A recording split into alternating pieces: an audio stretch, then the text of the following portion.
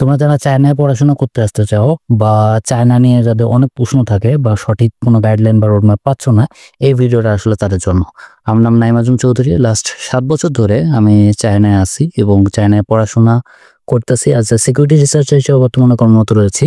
এর পাশাপাশি আমি মাস্টার্স ডিগ্রি করতেছি গভর্নমেন্ট স্কলারশিপে। সো আমি ব্যাচেলারেই বাংলাদেশ থেকে এসএসসি দিয়েই চলে আসছিলাম এখানে। তো আমি এই ভিডিওটাতে এক্স্যাক্টলি কি করব, এই ভিডিওটাতে আমি এক্স্যাক্টলি চায়নায় পড়াশোনা করতে আসা প্রক্রিয়া, কিভাবে অ্যাপ্লাই করবা, স্কলারশিপের ব্যাপারগুলো, তারপরে থাকা খাওয়ার খরচ, কোথায় কিরকম অসুবিধা, ইউনিভার্সিটি গুলো চুজ করা, বা এই সমস্ত জিনিস নিয়ে প্রত্যেকটা জিনিস নিয়ে আমি এখানে কথা বলবো। এন্ড এই ভিডিওটা বানানোর অনেকগুলো রিজন আছে। আমি যদি রিজনগুলো একটু ক্লিয়ার করে দিই, প্রথম রিজন হচ্ছে যে আমার ফেসবুকে বা ইনস্টাগ্রামে প্রচুর এরকম মেসেজ আসে যে যারা চায়নায় আসতে চেয়ে স্ক্যামের শিকার হয়েছে। আমি চাই না যে নতুন কোনো স্টুডেন্টরা এই স্ক্যামের শিকারটা হোক। স্পেশালি যেহেতু দুনিয়ার যেকোনো কান্ট্রিতে আমরা যখন অ্যাপ্লাই করতে যাই বা পড়াশোনা করতে যেতে যাই, তো ওগুলা সমস্ত ইনফরমেশন অনলাইনে অ্যাভেলেবল থাকে। প্রবলেমটা হচ্ছে যে চায়নার ইনফরমেশনগুলো অনলাইনে আছে, কিন্তু চায়না যেহেতু গুগল থেকে বা আদার্স প্ল্যাটফর্মগুলো থেকে নিজেকে একটু সরিয়ে রাখে, এ কারণে সমস্ত ইনফরমেশনগুলো এক্স্যাক্টলি অ্যাভেলেবল থাকে না। এই যে জিনিসটা, এটার কিছু অসাধু মানুষ এটার ফায়দা নিচ্ছে, তারা ভুল ইনফরমেশন দিচ্ছে। হয়তোবা দেখা যাচ্ছে বলছে যে তোমার স্কলারশিপ হবে, এসে দেখতেছে স্কলারশিপ নাই। যে সাবজেক্টের কথা বলতেছে ওই সাবজেক্ট পাওয়া যাচ্ছে না। বলছে ইউনিভার্সিটি অনেক ভালো, হাই র্যাঙ্কিং, অমুক তুমুক, অনেক ফ্যাসিলিটি এক্সেট্রা এক্সেট্রা। বাট এই জিনিসগুলা তারা আসার পরে স্ক্যামের শিকার হয়ে যায়। অ্যান্ড টাকা পয়সার ব্যাপার তো আছেই। তো এই যে সমস্ত জিনিসগুলা বিগত 3-4 বছর আমি প্রচুর পেয়েছি। তো আমি চেষ্টা করছিলাম যে এগুলা রিলেটেড আমি যথেষ্ট মানুষকে হেল্প করার চেষ্টা করি। অ্যান্ড তারপরে দেখা যাচ্ছে তারপরেও সম্ভব হয় না। তো ইউটিউব একটা প্ল্যাটফর্ম হতে পারে যেখানে একটা আমি যদি ভিডিও এরকম করে দিয়ে দিই, হয়তোবা কিছু মানুষের কাছে যাবে যারা আসার জন্য একটু হলেও রিসার্চ করবে, তাদের জন্য এই ভিডিওটা উপকৃত হবে। তো আমি এখানে অনেস্টলি সবকিছু জিনিস ডিরেক্টলি শেয়ার করে দেবো আপনাদের সাথে। তো আপনারা যদি চায়না পড়তে আসতে চান, এবং আশা করি আমি কি করতে যাচ্ছি সেটা আপনাদের কাছে ক্লিয়ার। চলুন ভিডিও শুরু করি। প্রথম পয়েন্ট যেটা আমার আলোচনা করা উচিত সেটা হচ্ছে চায়নায় কেন পড়তে আসা উচিত।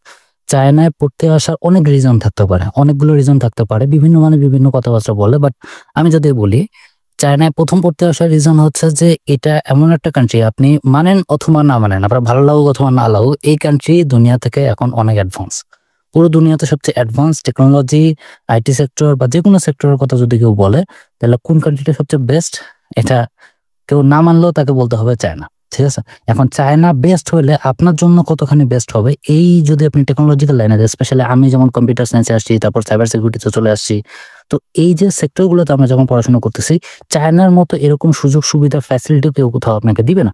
স্কলারশিপের প্রচুর সুবিধা আছে, অনেক ইউনিভার্সিটি আছে, লোয়ার র্যাঙ্কিং ইউনিভার্সিটি আছে, হাই র্যাঙ্কিং ইউনিভার্সিটি আছে, এবং এই ইউনিভার্সিটিগুলোতে পড়তে আসার ব্যাপারগুলো ফরেনারদের জন্য অতখানি কঠিন না।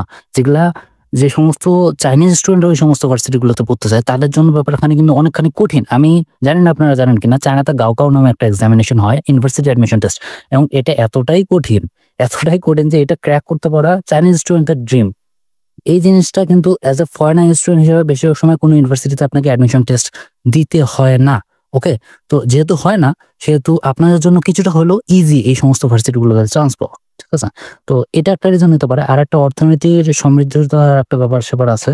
চায়নাতে একটা স্টুডেন্ট যে পরিমাণে স্কলারশিপ পায়, সেটা যদি সে একটু ভালো র্যাঙ্কিং ইউনিভার্সিটিতে ভালো স্টুডেন্ট হয়ে যদি একটা স্কলারশিপ সে অ্যাচিভ করে নিতে পারে, তাহলে পরবর্তীতে তার লাইফস্টাইলটা অন্যরকম হয়ে যায়। ওকে, স্কলারশিপ ফ্যাসিলিটিস বা এই সমস্ত জিনিস যদি আমরা সাইডে রাখি, কারণ চায়নাতে ব্যাপারটা হচ্ছে কি যে আমি মনে করি যেটা, বিকজ আমার ফ্রেন্ডরা বিভিন্ন কান্ট্রিতে, বিগত 7-8 বছর ধরে যেহেতু আমি চায়নায় আছি, তো আমার ফ্রেন্ডরা কিন্তু বিভিন্ন কান্ট্রিতে চলে গেছে, বিভিন্ন কান্ট্রিতে, লাইক যতগুলো কান্ট্রি না আপনারা শুনছেন, প্রতিটা কান্ট্রিতেই আমার পরিচিত কিছু না কিছু মানুষ আছে, এবং যাদের সাথে আমার মোটামুটি নিয়মিত যোগাযোগ হয়। আমি মোটামুটি মানুষের সাথে কথাবার্তা বলতে বা যোগাযোগ রাখতে পছন্দ করি। অ্যান্ড বিকজ অনেক মানুষ আমাকে এই যে বিদেশে পড়তে যাওয়ার ব্যাপারগুলো নিয়ে নক করে, সো আমার মনে হয় আমার নিজেকে আপডেট রাখাটা জরুরি। তো এই যে যখন স্টুডেন্টগুলো আমার সাথে যোগাযোগ করে, তো আমি তাদেরকে জিজ্ঞেস করি যে ওই জায়গায় ফ্যাসিলিটি এরকম, এবং অনেস্টলি যদি বলি, চায়নার মতো ফ্যাসিলিটি ওই জায়গায় নাই। এখন কিছু মানুষ আছে যে মনে করে যে আমি দিনে $2000 কামাবো, পার্ট টাইম জব করব, এই করব সেই করব, তাদের জন্য হয়তো ওই কান্ট্রিগুলো ভালো। বা অনেকে সেটেলমেন্টের জন্য দৌড়ায় যে আমার হচ্ছে পাসপোর্ট লাগবে, এই লাগবে সেই লাগবে, তো তাদের জন্য অন্যান্য যে ইউরোপিয়ান কান্ট্রিগুলো আছে ভালো। বাট ওগুলাতে কি কি অসুবিধা হচ্ছে আমার নিশ্চয়ই বলে দেওয়ার দরকার নেই। তো ওগুলা যারা পছন্দ করেন তারা ওটাতে যেতে পারবেন। চায়নাতে সুবিধাগুলো বললাম, অসুবিধাগুলো বলি। প্রথম কথা হচ্ছে চায়না সেটেলমেন্ট হওয়া যায় না। এটা নিয়ে বিস্তারিত হয়তো বা আলোচনা করা যাবো, বাট এটাতে এমন না যে অসম্ভব কিছু না। আমাদের এমনও পরিচিত মানুষ আছে যারা অলরেডি পিআর পাইছে। ওকে, নট অনলি ওইটা, আমার এত পরিচিত মানুষজন আছে যারা অলরেডি পিআর পাইছে, যারা এখানে পাওয়ার জন্য পাসপোর্টের জন্য হয়তো বা 1-2 বছরের মধ্যে তারা মানে নিউট্রালাইজেশনের জন্য অ্যাপ্লাই করে ফেলবে। এখানে বউ বাচ্চা নিয়ে আরামে আছে, বাড়ি করছে, গাড়ি করছে, ঠিক আছে। তো অসম্ভব না, ওই যে জিনিসটা আপনার মনে করেন না যে পাওয়া কঠিন, এরকম না। এবং এমন না যে এটার জন্য আপনাকে চাইনিজ বিয়ে করতে হবে, আপনি নিজের যোগ্যতায় ওই জিনিসটা হাসিল করতে পারবেন। চায়না ব্যাপারটা হচ্ছে এরকম যে অনেকে মনে করে বাইরের কান্ট্রিগুলো আপনাকে পিআর দিচ্ছে, হাবি জাবি এই সমস্ত ফ্যাসিলিটিগুলো দেয়, চায়না দেয় না, বিকজ তাদের প্রয়োজন নাই। কিন্তু চায়নায় যদি আপনি ওই এক্সট্রা অর্ডিনারি হতে পারেন তাহলে আপনার জন্য এই ফ্যাসিলিটিগুলো অপেক্ষা করবে। ওকে, সো আই থিঙ্ক ভিডিও বেশি বড় হয়ে যাবে, আমার এটা বলার দরকার নেই আর বেশি। আর একটা জিনিস হচ্ছে জবের ব্যাপারটা। চায়নায় স্টুডেন্ট ভিসায় যদি আপনি থাকেন, আপনি জব করতে পারবেন না। বেশিরভাগ কান্ট্রিতে জবের ব্যাপারটাতে নিষিদ্ধ করা আছে। ওকে, সো এক্ষেত্রে যেহেতু তাদের নিষেধ আছে, তা আমি মনে করি যেহেতু তারা নিষেধ করে রাখছে, তো আপনি তো সেটা করতে পারবেন না, তাই না? যাই হোক, এগুলা অনেক কথা, আর ভিডিও বেশি বড় হয়ে যাবে। এগুলো নিয়ে দরকার হলে আমরা কোনো লাইভে বা কোনো প্ল্যাটফর্মে আসে, আমার যে পেজে বা ইয়েতে আমি লাইভে আসে এগুলো নিয়ে আরো কথাবার্তা বলবো। বাট এমন না যে জব না করলে আপনার পার্ট টাইম জব বা রিমোট জবগুলো আপনারা করতে পারবেন, অনেক প্রভিন্সে পারমিশন দেওয়া থাকে। তো ওটা নিয়ে অন্য জায়গায় কথা বলবো। এটা হলো প্রথম ধাপ। দ্বিতীয় নম্বরে যদি কথা বলি যে চায়নাতে কি কি বিষয় নিয়ে পড়াশোনা করা যায়, অলমোস্ট প্রত্যেকটা বিষয়ের উপরেই সাবজেক্ট অ্যাভেলেবল আছে। কিন্তু যখন আপনি চায়নায় অ্যাপ্লাই করবেন তখন এটা মাথায় রাখবেন যে চায়নাতে অ্যাপ্লিকেশন করার সময় আপনাকে ল্যাঙ্গুয়েজ দেখতে হবে, যে টিচিং মেথড কি। চায়নাতে 2 ধরনের মেথড আছে, একটা হচ্ছে ওরা চাইনিজে পড়ায়, যেটার জন্য সবচেয়ে বেশি সাবজেক্ট অ্যাভেলেবল থাকে। আর একটা হচ্ছে ওরা ইংলিশে পড়ায়, যেটার জন্য একটু কম, প্রত্যেকটা ভার্সিটিতে অনেক বেশি সাবজেক্ট থাকে না, বাট বেস্ট সাবজেক্টগুলো ওদের ইংলিশ ভার্সন থাকে। এখন এই ক্ষেত্রে আপনি যদি মনে করেন যে মেডিকেলে পড়তে আসতে চান, আপনি ওটাও যথেষ্ট পরিমাণ সাবজেক্টস আপনার আছে। এখন আপনি দেখে নেবেন যে কয় বছরে কমপ্লিট হবে, বিকজ চায়নাতে বাংলাদেশের মতো সেশন জট নাই। আপনার ঢোকার ডেট যেরকম ফিক্স থাকবে, আপনার বের হওয়ার ডেটও ওরকম ফিক্স থাকবে। ওকে, আর এটা যদি বাদ দেন, কম্পিউটার সায়েন্স বা টেকনোলজি রিলেটেড যতগুলো সাবজেক্ট, সিভিল রিলেটেড যতগুলো সাবজেক্ট, ট্রিপল রিলেটেড সমস্ত subject, artificial, cyber security, software engineering, okay, এগুলো খুবই ফেমাস বা পপুলার। আপনি বিজনেস ম্যানেজমেন্টে যদি পড়তে চান, এমবিএ করতে চান, সেগুলো রিলেটেড সাবজেক্ট অ্যাভেলেবল আছে ইংলিশে। এই সমস্তগুলো ইংলিশে অ্যাভেলেবল আছে। এটা বাদ দিয়ে চায়না আরেকটা খুবই পপুলার যে সাবজেক্ট রয়েছে সেটা হচ্ছে চাইনিজ ল্যাঙ্গুয়েজ। অনেকে ল্যাঙ্গুয়েজে পড়তে আসছে, বেশিরভাগ সময় ল্যাঙ্গুয়েজের কোর্সগুলো স্কলারশিপও দেয়। অনেক সময় ল্যাঙ্গুয়েজের কোর্সগুলো উইদাউট স্কলারশিপ যেগুলো আসে সেগুলো পেইড করতে হয়, বাট চাইনিজদের কাছ থেকে আপনারা ল্যাঙ্গুয়েজ শিখতে পারবেন, এটার থেকে বড় আর কি জিনিস আছে। অ্যান্ড চাইনিজ ল্যাঙ্গুয়েজের ডিমান্ড কিন্তু অনেক বেশি। আমি যদি একটু অ্যাড করি আপনাকে এখানে বলি, চাইনিজ ল্যাঙ্গুয়েজের ডিমান্ড অনেক বেশি। নট অনলি চায়নাতে, চায়না এবং চায়না বাইরে সব জায়গায় চাইনিজ ল্যাঙ্গুয়েজের ডিমান্ড আছে। ইভেন আমার পরিচিত একজন লোক আছে, উনি ট্রান্সলেটর হিসেবে কাজ করে। সো বাংলাদেশে ওনার স্যালারি হচ্ছে, বেসিক স্যালারি হচ্ছে 2.5 লক্ষ টাকা। এটা তো স্টার্টিং স্যালারি বাংলাদেশে। এখানেও ওনার গভর্নমেন্ট স্কলারশিপে উনি হচ্ছে ওখানে 2 বছর বাংলাদেশে জব করছে, দেন এখানে আসে গভর্নমেন্ট স্কলারশিপ করছে, এখন আনসার স্কলারশিপে আসে সে। আর সম্ভবত আগামী 1-2 বছরের মধ্যেই উনি গ্রাজুয়েট হয়ে অ্যাজ এ টিচার হিসেবে জয়েন করবে। এখন টিচারের স্যালারি নিশ্চয়ই বলতে হবে না, অ্যারাউন্ড 20-22 কাছাকাছি লাখের কথা বলতেছি। ওকে, মান্থলি। আচ্ছা, এটা গেল। চায়নাতে পড়ার ব্যাপারে স্কলারশিপ এবং সেলফ ফান্ডেড এই জিনিসগুলো নিয়ে একটা আমার মনে হয় একটু আলোচনা করা দরকার। চায়নাতে 3 ক্যাটাগরিতে হয়। একটা হচ্ছে গভর্নমেন্ট স্কলারশিপ। গভর্নমেন্ট স্কলারশিপ কি, একটাই আছে সিএসসি, আর একটা আছে আনসো। বাট আনসো হচ্ছে খুবই হায়ার লেভেলের, ওটা সবারও হবে না, ওটার রিকোয়ারমেন্টস আলাদা, ওটা দরকার হলে আমি আলাদা ভিডিও বানাবো। সিএসসি নিয়ে আলাদা ভিডিও এরপরে আমি একটা দিয়ে দেবো, যাতে আপনার সিএসসি রিলেটেড সমস্ত কনফিউশনে ক্লিয়ার হয়ে যায়। বাট সিএসসি যে স্কলারশিপ, চাইনিজ গভর্নমেন্ট স্কলারশিপ, এটি সবচেয়ে বেশি অ্যাভেলেবেল। বাংলাদেশ সহ পৃথিবীর সমস্ত কান্ট্রির জন্য এই গভর্নমেন্ট স্কলারশিপ অ্যাভেলেবেল দেওয়া থাকে। তো এই গভর্নমেন্ট স্কলারশিপে আপনার এটা ক্যাটাগরি আছে, A category, B category, C category. But কাহিনীটা আমি যদি অ্যাভারেজলি আপনাকে বলি, এটা হচ্ছে এরকম যে স্কলারশিপ যদি আপনি পান, মাস্টার্স এবং পিএইচডিতে পাওয়া যায়, ব্যাচেলারে খুব কম পাওয়া যায়। ব্যাচেলারে অনেকে চাইনিজ ল্যাঙ্গুয়েজে পড়াশোনা করতে আসে, তারা ওইটা পায়। তো এটা ডিপেন্ড করে ইউনিভার্সিটির উপরে লিখে দেওয়া থাকে, আমি এটা নিয়ে বলবো আপনাদের। তো এই যতগুলো ভার্সিটি থেকে আপনারা গভর্নমেন্ট স্কলারশিপ পাবেন, গভর্নমেন্ট স্কলারশিপ মানে মাসে মাসে আপনার হাতে একটা টাকা দেওয়া হবে, অ্যারাউন্ড 75,000 সামথিং। অ্যান্ড আপনার থাকার ডরমেটরি, মানে 2 রুমের একটা ডরমেটরি, আমাদের ভার্সিটির কথা বলতেছি, সব জায়গায় মোটামুটি সেম হয়। 2 রুমের একটা ডরমেটরি ফ্রি থাকে, এবং আপনার ইলেকট্রিসিটি বিল, পানির বিলও ফ্রি থাকে আর কি। আর যদি এ পাশে আরো বলি যে আপনার মোটামুটি যদি আপনি বাইরে থাকেন, অনেকগুলো ভার্সিটি কি করে যে গভর্নমেন্ট স্কলারশিপ পাওয়ার পরে আপনি যদি বাইরে বাসা ভাড়া নেন, সেটার হাউস অ্যালাউন্সে ওরা কিন্তু ফ্রি দেয়, অলমোস্ট একটা টাকা ওরা দিয়ে দেয়, প্রতি মাসেই দেয়। মানে আপনি বাইরে থাকবেন ওদের খরচে। অ্যান্ড এটা ছাড়াও আরও অনেক সুবিধা ফ্যাসিলিটি আছে, যেমন আমাদের এখানে যারা গভর্নমেন্ট স্কলারশিপ হোল্ডার তাদেরকে ট্যুরে নিয়ে যাওয়া হয়। আমরা কান্ট্রি ট্যুর করছি, এই পর্যন্ত প্রতি 6 মাস পর একটা করে কান্ট্রি ট্যুর হয়, এবং এমনিতেও আমাদের মাঝে মাঝে ঘুরতে নিয়ে যাওয়া হয় বিভিন্ন প্রোগ্রামে, ফাংশনে। আপনারা যারা আমার ব্লগ চ্যানেল দেখেন, আমি অনেকগুলো ভিডিও আপলোড করে নিই, করবো, এগুলো সমস্ত আমরা একটা আমাদের পয়সায় আমরা খরচ করে নিই, সব গভর্নমেন্ট আমাদের নিয়ে গেছে। ওকে, এটা ছাড়াও আরও মাঝে মাঝে অনেকগুলো ফ্রি মিল, ফ্রি অফার, ফ্রি গিফট এগুলা ওরা প্রোভাইড করে। এটা আমি সিএসসির কথা বলতেছি। আচ্ছা, সিএসসি বাদ দিয়ে যদি আমি বলি, তাহলে ইউনিভার্সিটির স্কলারশিপ আছে। এখন বিভিন্ন প্রভিন্সিয়াল স্কলারশিপ হচ্ছে এরকম যে, সাপোজ ধরেন আপনি একটা প্রভিন্সে আছেন, নানজিংয়ে আছেন বা লিওনে প্রভিন্সে আছেন, ওই প্রভিন্সগুলোর না ওখানে যে মিউনিসিপাল আছে ওদের আন্ডারে কিছু স্কলারশিপ থাকে। ওকে, সো আপনি ইউনিভার্সিটিতে যখন অ্যাপ্লাই করবেন দেখবেন যে প্রভিন্সিয়াল স্কলারশিপ আছে কিনা, ওটা গুগলে যে সার্চ করলে কিন্তু ওই রিলেটেড আপনাকে ডিটেলস দিয়ে দিবে। এখন অনেকগুলো প্রভিন্সিয়াল স্কলারশিপ মাসে হয়তো 10,000 দেয়, অনেকগুলো 5,000 টাকা দেয়, টাকার কথা বলতেছে আর না। ওকে, অনেকগুলো 5,000 টাকা দেয়, অনেকগুলো হচ্ছে 2,000 টাকা দেয়, অনেকগুলো 6 মাস পর একবার টাকা দেয়। ঠিক আছে, তো ওইটা আপনারা দেখে নেবেন যে প্রভিন্সিয়াল স্কলারশিপ কি। এটা বাদ দিয়ে ইউনিভার্সিটি গুলো আবার নিজস্ব কিছু স্কলারশিপ দেয়, ওদের নিজস্ব ফান্ডিং এ, এগুলারও ক্যাটাগরি আছে। ওকে, তো এগুলোর রিলেটেড আপনার প্রত্যেকটা ইউনিভার্সিটিতে আমি রিসেন্টলি একটা চিন্তা ভাবনা করতেছি যে আমি হোয়াট ইফ এরকম একটা প্লে লিস্ট চালু করি, যেটাতে আমি প্রতিটা ইউনিভার্সিটিতে যাবো, সেখানকার স্টুডেন্টদের সাথে কথাবার্তা বলবো, ইন্টারভিউ নেবো, নেওয়ার পরে ইউনিভার্সিটিতে কি সুযোগ সুবিধা, ফ্যাসিলিটি, সমস্ত জিনিস নিয়ে কথাবার্তা বলবো, বলে একটা ভিডিও বানাবো প্রত্যেকটা ইউনিভার্সিটিতে, যাতে আপনারা যেগুলো ইউনিভার্সিটিতে অ্যাপ্লাই করতে চান সমস্ত কনফিউশন আপনার ক্লিয়ার থাকে। চিন্তা ভাবনা করতেছি, বানায় ফেলবো হয়তোবা। তো এই যে ইউনিভার্সিটি যে স্কলারশিপ গুলো, এগুলোর মধ্যে কিছুগুলো থাকে যে আপনি ভর্তি হবেন, প্রতি মাসে আপনাকে 5,000 টাকা করে দেওয়া হবে, এবং থাকা খাওয়া মোটামুটি ফ্রি বা এরকম টাইপের, বা কিছু টাকা অনেক সময় না পার্সিয়াল থাকে। পার্সিয়ালটা হচ্ছে এরকম যে আপনাকে 70%, 30% আপনাকে পে করতে হবে, বাকি টাকা গভর্নমেন্ট স্কলারশিপে আপনার হাতে টাকা আসবে না, কিন্তু ওটা আপনাকে ফিস পেমেন্ট করতে হবে না, থাকা খাওয়া সব মিলে ওরা কাটে নেবে। ওকে, তো এটা আপনাকে বুঝে নিতে হবে যে প্রত্যেকটা ইউনিভার্সিটিতে কি কি জিনিস চাচ্ছে। লাস্টে আসে কন্ডিশনাল স্কলারশিপ, এন্ড আমি এই জিনিসটা সাপোর্ট করি না। অনেস্টলি আমি কন্ডিশনাল স্কলারশিপ সাপোর্ট করি না, দি কারণে বিকজ কন্ডিশনাল স্কলারশিপে কাইন্ড অফ অনেক সময় আমি দেখছি এরকম কন্ডিশন দেওয়া থাকে যে আপনাকে প্রথম সেমিস্টারে 80% মার্ক উইথ ফুল অ্যাটেন্ডেন্স আপনাকে নিয়ে আসতে হবে, দেন আপনি তাহলে আপনার স্কলারশিপ কন্টিনিউ হবে, না হলে হবে না, বা এরকম টাইপের বকিচকি অনেকগুলো কথাবার্তা বলে, অনেক সময় কনফিউশনের অনেক ধরনের কথাবার্তা বলা থাকে। এই সমস্ত কিছু এন্ড অফ দ্য ডে, এই সমস্ত কিছুর কারণে অনেক সময় দেখা যায় যে প্রথম একটা স্টুডেন্ট আসলে সে সমস্ত কিছু জানে না, পরের সেমিস্টারে ওর স্কলারশিপ ক্যান্সেল হয়ে গেল, এখন বছরে 1 লাখ টাকা বা 4 লাখ টাকা করে পেমেন্ট করো, বা স্কলার আবার ডোমেটরি ফি আছে 1.5 লাখ টাকা, ওইটা পেমেন্ট করো, আবার ইন্স্যুরেন্সের টাকা আছে ওইটা পেমেন্ট করো। এগুলো নিয়ে ওদের একটা অবস্থা খারাপ, 2 মাস বা 1 বছর পরে স্টুডেন্ট গুলো ব্যাক হয়ে চলে যায়, তখন যে বলে চায় না তো ভালো না। তো আপনি যখন এজেন্টের মধুর কথা শুনে আসবেন তখন তো আপনি বাস খাবেন।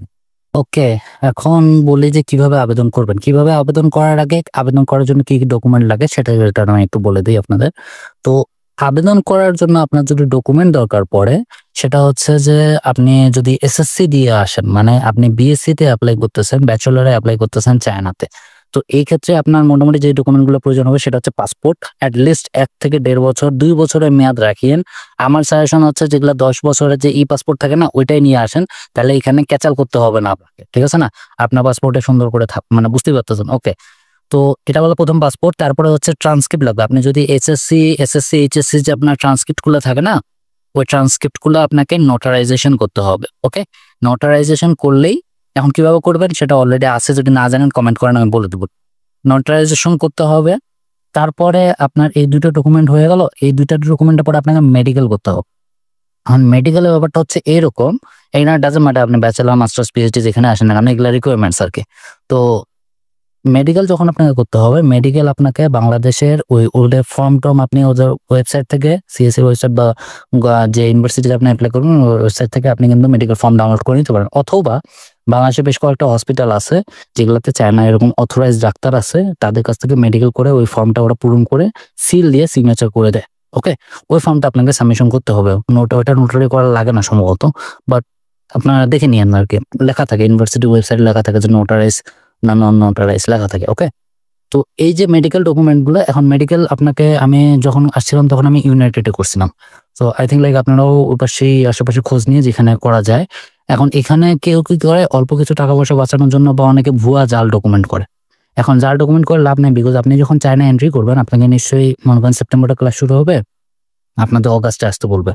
অগাস্টে যখন আপনি আসবেন, আসার পরে আপনাকে এখানে আবার মেডিকেল করাবে আপনার খরচে। অ্যান্ড আপনি যদি বাংলাদেশ থেকে টেস্টের রিপোর্ট হাবি যাবে নিয়ে আসেন, বেশিরভাগ সময় ওগুলো অ্যাকসেপ্ট করা হয় না, বিকজ বাংলাদেশের রিপোর্ট অ্যাকসেপ্ট করা উচিত না। আমি হলে আমিও করতাম না।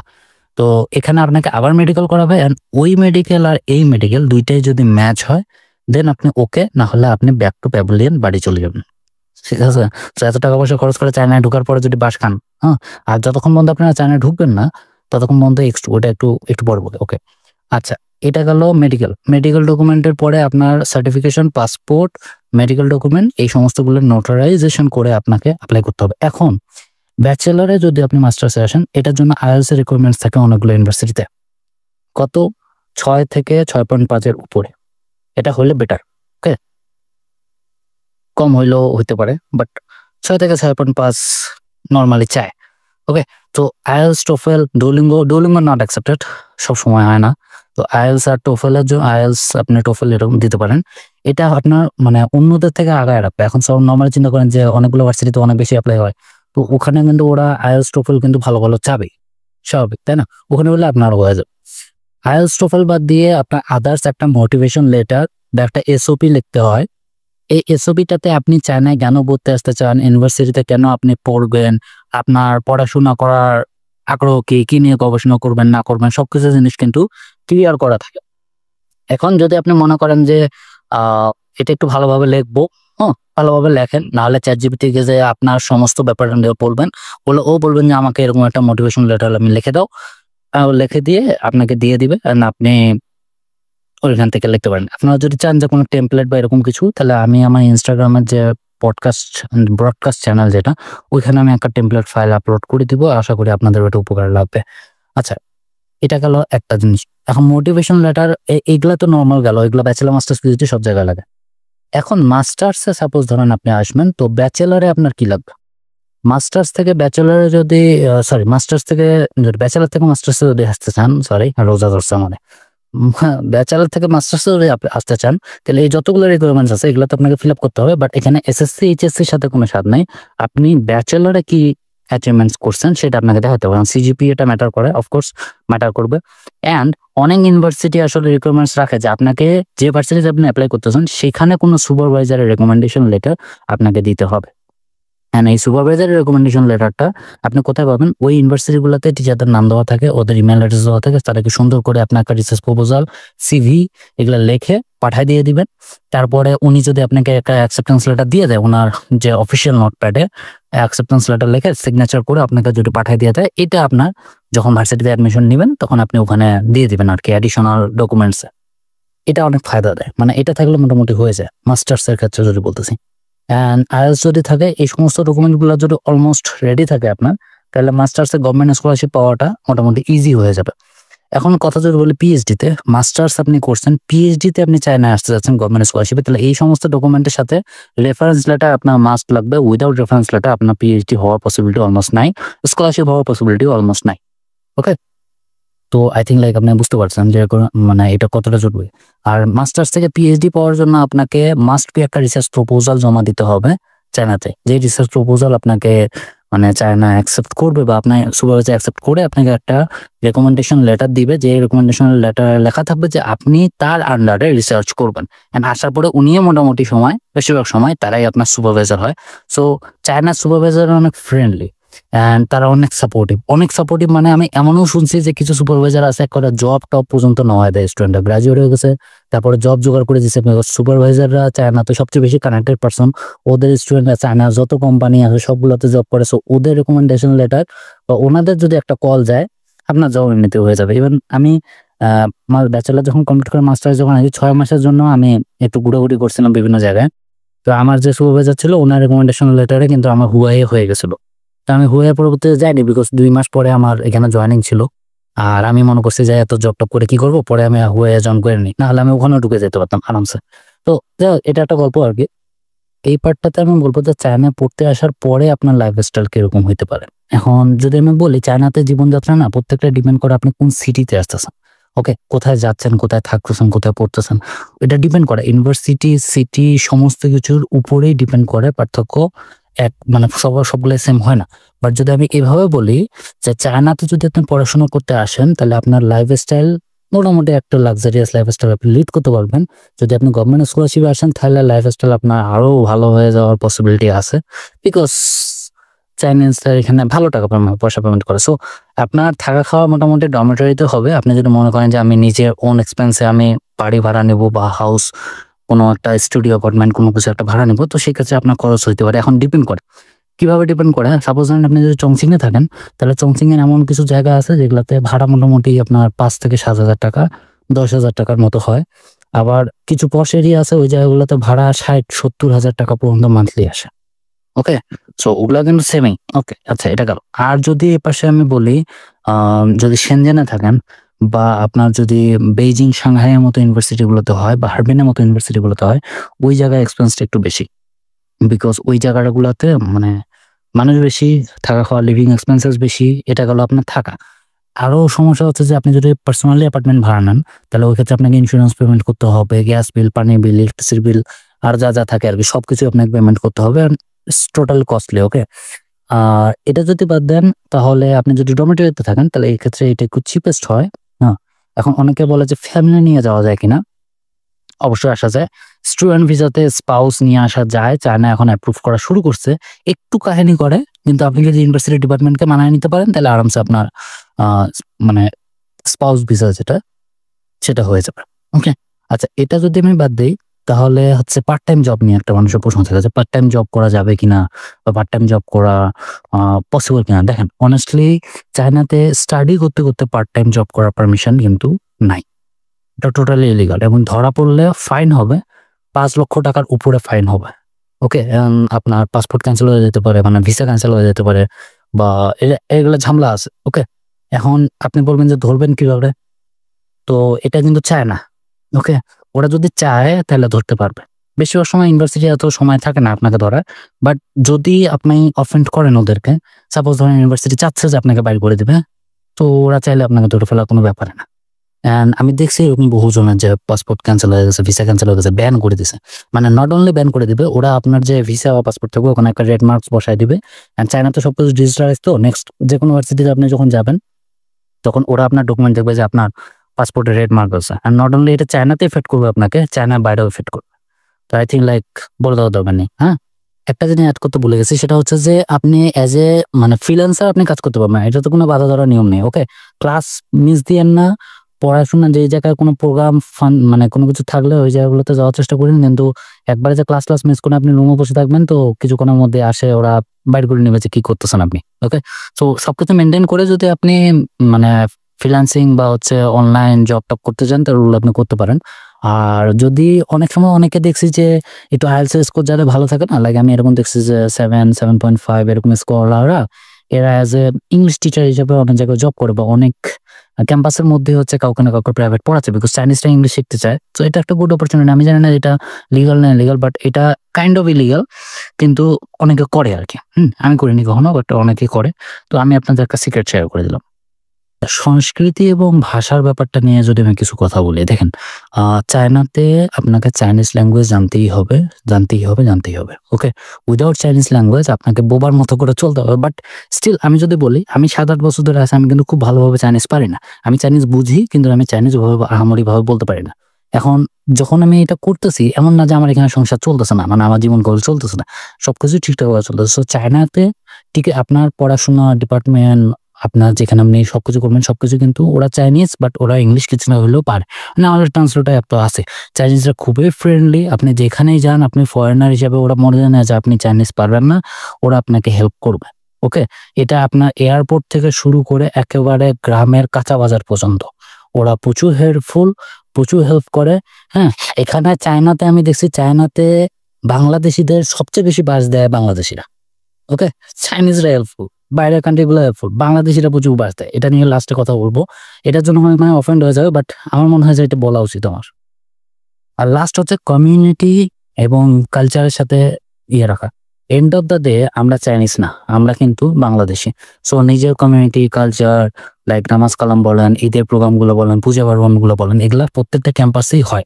ডিপেন্ড করে আপনার বাংলাদেশি কমিউনিটি কত বড় এবং ডিপেন্ড করে যে কতজন মানুষ আপনার কমিউনিটিতে আছে এবং তাদের মাইন্ডসেট কি। যেমন আমাদের ক্যাম্পাসে যে বাংলাদেশিটা ছিল, আমি যখন আসি তখন প্রায় 80-90 জনের মতো বাংলাদেশি ছিল। তো আমাদের এখানে না প্রতি মানে সপ্তাহে কোনো না কোনো প্রোগ্রাম থাকে, কারো না কারো জন্মদিন থাকে, কারো না কারো অ্যানিভার্সারি থাকে, প্রোগ্রাম হয় 80-90 জন একসাথে মনে করেন রান্না করে 3-4টা কিচেন, আমাদের প্রতিটা ফ্লোরে কিন্তু কিচেন আছে। ওকে, একটা ফ্লোরে কিচেন আছে, 8-10টা করে হচ্ছে চুলা দেওয়া থাকে, আপনি পাবলিক কিচেন। আর যারা প্রাইভেট রুমে থাকে তাদের জন্য আবার প্রাইভেট রুম মানে আলাদা করে কিচেন অ্যাটাচ করা থাকে।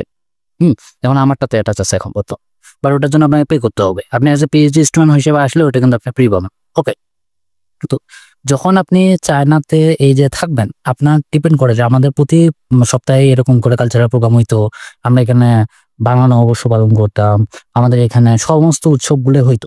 তো ওইটা তখন আমাদের কমিউনিটি অনেক বড় ছিল। আস্তে আস্তে কমিউনিটি ছোট হচ্ছে এবং কোভিড এর পরে কমিউনিটি বাংলাদেশি অনেকগুলো ভার্সিটি বন্ধ করে দিয়েছে, অনেক রিজন আছে, হে। তো এখন মনে করেন যে বাংলাদেশি কম, তো এখন ওরকম আয়োজন হয় না। বাট এমন না যে আমরা একবারে গায়েব হয়ে গেছি, আমরা হয়তো বা এখানে কয়েকজন বাংলাদেশি আছে, আশেপাশে ভার্সিটিগুলো আছে, দরকার হলে আমরা বাইরে যে একসাথে আয়োজন করে পিকনিকের মতো বা আদার্স ভাবে করে কিন্তু আমরা আয়োজনগুলো করি। সো কমিউনিটির সাথে কানেক্টেড থাকতে হবে। অনেকেই করে দেশ থেকে বিদেশে আসার পরে কমিউনিটির সাথে কানেক্টেড হইতে চায় না বা মানুষজনের সাথে মিশতে চায় না, এক কোনায় লুকায় নিজেকে চিপায় চাপায় রাখে দিয়েছে। এটা করা উচিত না। কারণ আপনি যখন গ্রাজুয়েট হবেন তখন কিন্তু আপনাকে ওই কমিউনিটির বাইরে হেল্প করবে চাকরি, জব বা আদার্স জিনিসে। কিন্তু হ্যাঁ, এখন ডিপেন্ড করে। আমি কিছু জিনিস বলি, আমার মনে হয় যে আপনাদের এই জিনিসগুলো অনেস্টলি জানা উচিত। চায়নায় আসার পরে আমি যে জিনিসটা দেখছি, যে কোনো একটা নতুন স্টুডেন্ট যখন চায়নায় আসে, বেশিরভাগ সময় আমি দেখছি, আমার ভার্সিটির ক্ষেত্রে ব্যাপারটা আলাদা। আমাদের ভার্সিটি অনেক বেশি, আমরা একেবারে স্টুডেন্ট, প্রত্যেকটা স্টুডেন্টকে আমরা ডরমেটরিতে নিয়ে আসি, এয়ারপোর্ট থেকে রিসিভ করে, একবার গাড়িতে করে আমরা যাই, ওকে রিসিভ করে নিয়ে আসা হয়। এবং আমি যখন লাস্টবার কমিউনিটি প্রেসিডেন্ট ছিলাম, বা তার আগে যখন আমি আইএসইউ পুরা মানে ডিপার্টমেন্টের, ইন্টারন্যাশনাল ডিপার্টমেন্টের যখন প্রেসিডেন্ট হয়েছিলাম, ওই সময়গুলোতেও কিন্তু আমি এই নিয়মগুলো করে দিয়েছি যে মানুষ রিসিভ করা হবে প্রত্যেকটা স্টুডেন্টকে, নট অনলি বাংলাদেশি। ওকে, তা এই কালচারগুলো কিন্তু বাংলাদেশ থেকেই শুরু হয়েছে, আমাদের এখান থেকে শুরু হয়েছে। তো ওই সময় আমরা এটা করতাম, তা আমাদের এখানে সাপোর্টিভ ছিল। এখন এমন জরুরি না যে আপনি যে ভার্সিটিতে যাচ্ছেন ওই ভার্সিটিগুলো সাপোর্টিভ হবে। অনেকগুলো ভার্সিটিতে আছে, আমি দেখছি নতুন বাংলাদেশি স্টুডেন্ট আসছে, হ্যাঁ, আরেকজন বাংলাদেশি যাওয়ার রিসিভ করছে, তারপর নতুন নতুন সে তো কিছু জানে না, সিম আরও আদার্স যে খরচপাতিগুলো আছে, কিছু জিনিসপত্র, রান্নাপত্রের জিনিসপত্রগুলো কিনতে হয়, এগুলোর জন্য কি করে যে ওই যে ছেলেটা তাকে হেল্প করতেছে, সে এক্সট্রা এত টাকা পয়সা চার্জ করতে দেখা যাচ্ছে যে থালা বাসন মানে 5,000 টাকায় পুরো শপিং হওয়ার দরকার, সেখানে সে 15-20 হাজার টাকা খরচ করেছে, বাকি টাকা সে নিজে পকেটে ঢুকে রাখছে। এরা অনেকেই এরকম কিন্তু আমাকে মেসেজ টেসেজ দিয়েছে, দিয়ে বলছে ভাই এরকম বেশি টাকা পয়সা। তো এরকম যখন মনে হবে যে আপনার পরিচিত কোনো বাংলাদেশি আপনাকে বাস দেওয়ার চিন্তা ভাবনা করতেছে, আমার ইনস্টাগ্রাম আছে, মানে সুন্দর করে আমাকে একটা করে টেক্সট দিয়ে দেবেন। ওকে, দেন আমি বলে দেবো যে আপনাকে কতখানি স্ক্যাম করার চেষ্টা করতেছে। অ্যান্ড যে কোনো সমস্যা, নট অনলি এটা, যে কোনো সমস্যায় আমার সাথে যোগাযোগ আপনারা করতে পারেন। আমি এটা এই জন্য চাচ্ছি যে বাংলাদেশিরা নতুন নতুন, আমি যখন চায়না আসছি আমি এগুলো থেকে বেঁচে গেছি, কারণ আমাদের এখানে কমিউনিটি অনেক স্ট্রং ছিল, আমাদের যে বড় ভাইরা ছিল তারা অনেক স্ট্রং ছিল, তারা আমাকে হিউজ সাপোর্ট করছে। সো আমি এরপর থেকে আমাদের এখানে আছে, বাট এখন তো বাংলাদেশি আমাদের এখানে আর নেবে না। তো অন্যান্য জায়গাগুলোতে বাংলাদেশিরা স্ক্যাম হচ্ছে এবং প্রতিদিনই এরকম কিছু না কিছু খবর আমার কাছে আসে, শুনে খারাপ লাগে। তো আমি চাচ্ছি যে আমি আপনাদের হেল্প করব, এবং এনি কনফিউশন, আমার মেসেজ ডিএম বক্সগুলো সব ওপেন আছে, টেক্সট করে দিয়েন, আমি আছি আপনাদের হেল্প করার জন্য। ওকে, তো এই ক্ষেত্রে বাংলাদেশিরা দেখা যায়, বেশিরভাগ সময় বাংলাদেশিরা দেখা যায় যে তারা আসলে হেল্প করে না। এরা হচ্ছে আপনাকে মানে ভালো জিনিস কোনো দিনও বলবে না, যে আপনি কিভাবে ভালো রিসার্চ করবেন, ভালো জায়গায় স্কলারশিপ পাবেন, বড় বড় ফান্ডিং পাবেন, আপনার সাথে কমিউনিকেশন হবে, কানেকশন হবে, 10-20টা বড় বড় মানুষের সাথে আপনার উঠা বসা হবে, ঠিক আছে, বড় বড় প্রোগ্রাম পার্টিগুলোতে আপনি যাইতে পারবেন, ঠিক আছে, এগুলো বলবো না। আসে প্রথম দিনে বলো বাবু তুমি সিগারেট খাও, তুমি হচ্ছে মদ খাও নাকি, বিকজ চায়না ওপেন কান্ট্রি, এখানে সব কিছু কোকের দাম আর মদের দাম সেম। এখানে আপনি ইমান কতটুকু রাখতে পারবেন এটা আপনার উপরে। কারণ আপনি যদি মনে করেন যে আপনার ইমান অতটা স্ট্রং না, আপনার চায়না আসা উচিত না, বিকজ এখানে বাংলাদেশিদের সবচেয়ে বেশি বিগ্রাবে বাংলাদেশিরা, আর আদার্স কান্ট্রিগুলো তো আছে। এখন অন্যান্য কান্ট্রি, অনেক কান্ট্রির জন্য মদ খাওয়া বা এই জিনিসগুলো, ক্লাবে যাওয়া, বারে যাওয়া, এগুলো কিন্তু লিগাল। আমাদের বাংলাদেশি সংস্কৃতির সাথে এটা যায় না। এখানে 5 বার আপনি আজান শুনতে পাবেন না, ঠিক আছে, এখানে মসজিদ আছে, আপনি নামাজ পড়তে পারবেন, আপনি নামাজ পড়লে আপনাকে কেউ বাধা দেবে না। কিন্তু আপনার এখানে যেহেতু ওইভাবে ইসলামিক জিনিসটা নাই, তো এখানে আপনার ইমান আপনার কাছে, যদি আপনি ওটা রাখতে না পারেন, আমি বলবো আপনার চায়না আসা উচিত না, বিকজ 2 দিন পরে আপনি ইমান হারা হয়ে যাবেন, আর তখন মনের শান্তি চলে যাবে, সবকিছু থাকবে আর মনের শান্তি থাকবে না। ওকে, আর আমাদের এখানে মনে করো যে আমি এটাই বলতেছি যে বাংলাদেশেই বেশিরভাগ সময় যেটা দেখা যায় যে বাংলাদেশিরা এই ক্ষেত্রে মিসগাইড করে, যে আসো ক্লাবে যাই, আরে একদিন খাইলে কিছু হবে না, সিগারেট 2টা টান দাও, কিছু হবে না। কিন্তু এটা অভ্যাসে পরিণত হয়। যখন এটা অভ্যাসে পরিণত হয় তখন আর কোনো স্টুডেন্ট মানে ওই জায়গা থেকে ওই জিনিসটা থেকে বের হতে পারে না, ঠিক আছে? কখনোই আপনাকে শেখাবে না যে কোন কোন জায়গায় ইনভেস্টমেন্ট করতে হয়, কোন কোন জায়গায় ইনভেস্টমেন্ট করলে টাকা আসবে, কোন জায়গায় ইনভেস্টমেন্ট করলে হচ্ছে তুমি নিজেকে আপডেট করতে পারবে, ভালো রিসার্চ পেপার কীভাবে পাবলিকেশন করতে হয়, বড় বড় পার্টিতে বড় বড় কানেকশনগুলো কীভাবে করতে হয়। পার্টি মানে ক্লাবে যাইতে হবে না। আমি কোনোদিন ক্লাবে যাইনি, চায়নাতে আমি আসি 7-8 বছর ধরে, আমি ক্লাবে যাইনি, সিগারেট খাইনি, মদ খাইনি, আমি করতেছি না। সো এটা আপনিও পারবেন, এটা আপনার উপরে ডিপেন্ড করে। বাট আপনি যদি ওই ফ্লো এর মধ্যে গা ভাসা দেন, তা আপনি ওই দিন শেষে ওই 100 জন মানুষের মতো হয়ে যাবেন। একটা পজিশন কখনো আপনি অ্যাচিভ করতে পারবেন না, এটা আমি এখনই বলে দিলাম আপনাকে। আচ্ছা, লাস্টে যেটা বলবো যে চায়নাতে পড়াশোনা করে চাকরি বাকরির ব্যাপারটা নিয়ে অনেকে প্রশ্ন থাকতে পারে। চাকরি বাকরি পাওয়া কতখানি সহজ কঠিন কি, আমি আপনার সাথে অনেস্টলি বলবো। ওকে, অনেস্ট হচ্ছে এটা যে চায়নাতে চাইনিজরা কিন্তু ফেলায় দেওয়া স্টুডেন্ট না। চাইনিজরা কি পরিমাণ ভালো স্টুডেন্ট সেটা আমার বলে দেওয়ার দরকার নাই। তো আপনি যখন চাকরি বাজারে কম্পিটিশন করতে যাবেন, আপনার কম্পিটিশন কিন্তু ওই চাইনিজ স্টুডেন্টের সাথে হবে। তো আপনাকে ওকে বিট করার মতো অ্যাবিলিটি রাখতে হবে। যদি আপনি ওটা রাখতে পারেন, দেন আপনি মনে করেন যে চায়নাতে আপনি ক্যারিয়ার করতে পারবেন। যদি না পারেন, লাইক আপনাকে চাইনিজ জানতে হবে, ইংলিশ পারতে হবে, আপনি যে সেক্টরে, আপনি সাপোজ প্রোগ্রামার, আপনি ওয়েব ডেভেলপার, আপনাকে ওই লেভেলে তুখর হইতে হবে। বিকজ একজন চাইনিজ স্টুডেন্ট কিন্তু যথেষ্ট পরিমাণ টাইম অ্যান্ড এফোর্ট দেয়। আমি বেশিরভাগ সময় দেখছি যে ফরেনাররা ওই জিনিসটা দিতে পারে না, স্পেশালি বাংলাদেশিরা। তো এই যে জিনিসগুলো, এগুলো আপনাকে মাথায় রাখতে হবে, না হলে আপনি জবের বাজারে আপনি একেবারে যখন নামবেন আপনি কিচ্ছু পাবেন না। এটা হলো প্রথম। দ্বিতীয় নম্বর হচ্ছে বাংলাদেশি বা যারা ফরেনার আছে তাদের জন্য সবচেয়ে জনপ্রিয় জব সেকশন হচ্ছে শেনজেনের ক্ষেত্রে। সবাই শেনজেনে দৌড় দেয়, তঙ্গুয়ানে দৌড় দেয়, আরও বেশ কয়েকটা জায়গা আছে, আমি মেনশন করে দেবো এগুলো জিনিস নিয়ে। তো এই জায়গাগুলোতে যারা যখন দৌড় দেয়, তখন যাওয়ার পরে তারা কী করে, সেখানে জবের চেষ্টা করে। এবং বেশিরভাগ সময় আপনার একাডেমিক রিলেটেড যদি আপনি জব না পান, এটা আপনার পরবর্তীতে কিন্তু খুব একটা ফায়দা হবে বলে মনে হয় না। চাইনিজ ওয়ার্ক পারমিট খুবই দামি, বাট আপনার একাডেমিক রিলেটেড, মানে আপনি যে সাবজেক্টে পড়াশোনা করতেছেন ওই সাবজেক্ট রিলেটেড যদি জব হয়, তাহলে এটা আপনার অনেক ফায়দা দেবে। একাডেমিক রিলেটেড যদি আপনি জব পান আর কি, এটা আপনার করা উচিত। অনেক সময়, বেশিরভাগ সময় ফরেনাররা হচ্ছে সেলস টাইপের জব পায়, বিকজ চাইনিজদের ইংলিশ খারাপ হয়। তো তারা কি করে, এই ফরেনারদের হচ্ছে বিভিন্ন সেলস বা বিভিন্ন জায়গায় বিক্রি বাট্টা, এরকম সেলস অফিসার, ট্রেড অফিসার, এগুলা টাইপের জব টপ দেয় এবং অনেকেই করে আর কি। আহামরি ইয়া না।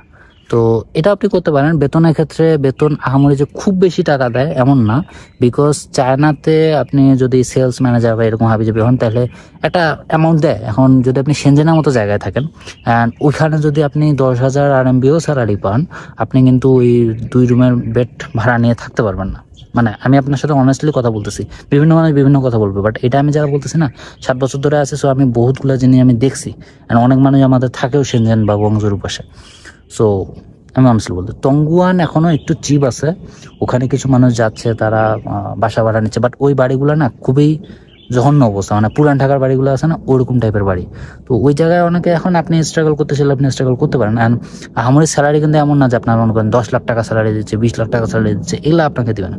এইটা পাইতে গেলে আপনাকে পজিশন অ্যাচিভ করতে হবে, মানে আপনাকে হয় ওই কোম্পানিতে অনেকদিন ধরে থেকে ওই পজিশন অ্যাচিভ করতে হবে। বেশিরভাগ সময় কোম্পানিগুলো এমন সাইলেন্ট ফায়ারিং করে, সাইলেন্ট ফায়ারিং মানে আপনাকে কাজের লোড এমন দিচ্ছে যে আপনি নিজেই ছেড়ে দিচ্ছেন জব, এরকম টাইপের করে। অ্যান্ড ফরেনারের অভাব নেই যেহেতু, মানে ওই যে বাংলাদেশের ডেভেলপারদের মতো অবস্থা হয়েছে যে এত বেশি ডেভেলপার যে 5,000 টাকা ওয়েবসাইট বানানো যায়, 2,000 টাকা ওয়েবসাইট বানানো যায়, ঠিক আছে না, এরকম টাইপের। তো আমি আপনার সাথে অনেস্টলি এই জিনিসগুলো শেয়ার করে দিলাম। আই থিঙ্ক লাইক আপনারা ক্যারিয়ারের ব্যাপারটা সিরিয়াস হবেন। বাট হ্যাঁ, ক্যারিয়ার কি রিলেটেড ক্যারিয়ার, আমরা যেটা ক্যারিয়ার পাথ আমি চুজ করছি, যে আমি এখন ব্যাচেলার করতেছি, এরপর আমি মাস্টার্স করলাম, এবার আমি PhD করতেছি, আমি সাথে সাথে আমি ইউনিভার্সিটি রিসার্চার হিসেবে জয়েন করছি। সো এখানে আমাদের একটা ফান্ডিং দেওয়া হচ্ছে। সো আমরা এইটা করতে পড়াশোনার রিলেটেড লাইনে আসি। সো আমাদের প্যারা কম। ওকে, আমি যদি 2 দিন ক্লাসে না যাই, আমি যদি 2 দিন অফিসে না যাই, আমি যদি 1 সপ্তাহ ঘুরি, বাইরে লিভে থাকি, তারপরে কিন্তু এন্ড অফ দ্য মান্থ আমার কিন্তু অ্যাকাউন্টে স্যালারি আসতেছে। অ্যান্ড নট অনলি এটা, চায়নাতে যদি আপনি টিচিং প্রফেশন নেন বা পোস্ট ডক নেন, স্যালারি হিউজ, লাইক এত টাকা স্যালারি দেয়, মাথা খারাপ করার মতো স্যালারি দেয়, ঠিক আছে। তো ওটা একটু গুগল করে নিয়ে, যথেষ্ট পরিমাণে অ্যামাউন্ট স্যালারি দেয়, লাইক বাড়ি গাড়ি যা কিছু চান, দেশে বিদেশে চায়নাতে সব জায়গায় হয়ে যাবে, ঠিক আছে। তো এটা একটা ভালো পাথ আপনি যদি কন্টিনিউ করতে চান। তো চায়না হচ্ছে আসলে তাদের জন্য যারা পড়াশোনা এবং স্টাডির উপরে ফোকাসড বা বিজনেসের উপর ফোকাস।